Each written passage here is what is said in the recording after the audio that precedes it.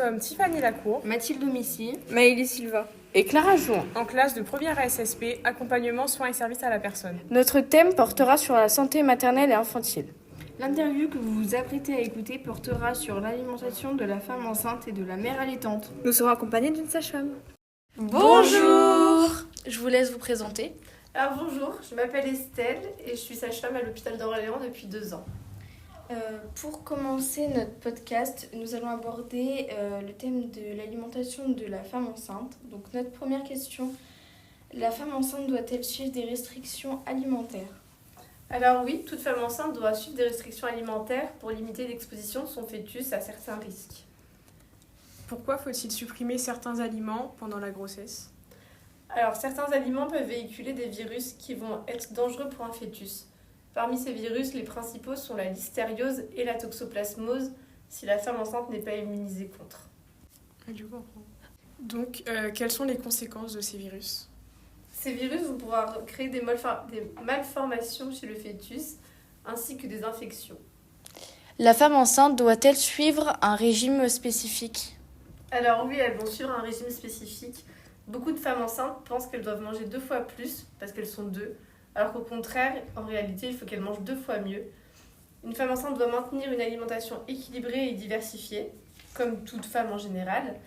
Il faudra qu'elle adapte son alimentation suivant ses besoins nutritionnels qui vont croître tout au long de la grossesse. À la fin de grossesse, on nécessite plus de fer, plus de calcium ainsi que plus de vitamines. Elles pourront même ajouter une collation à partir du 2e trimestre. Elles peuvent boire globalement tout, sauf de l'alcool.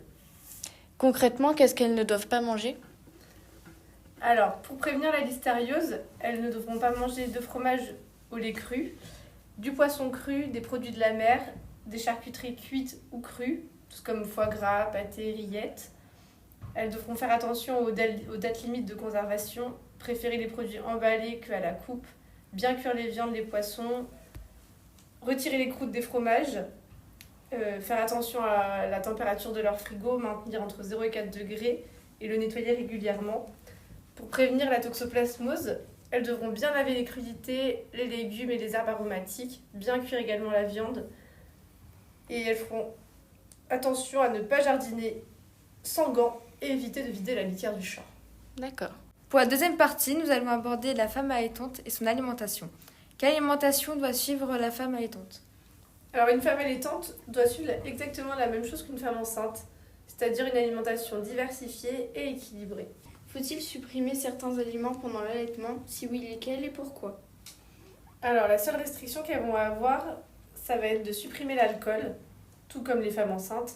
Sinon, il n'y aura aucune restriction alimentaire. Il faut garder à l'esprit que tout ce que l'on va manger va passer dans le lait. Par exemple, si l'on ressent que notre bébé est gêné après une tétée, il faudra se remettre en question sur ce qu'on a mangé la veille et adapter en fonction. Merci d'avoir répondu à nos questions. Et bien merci à vous, avec plaisir. Au revoir. Au revoir.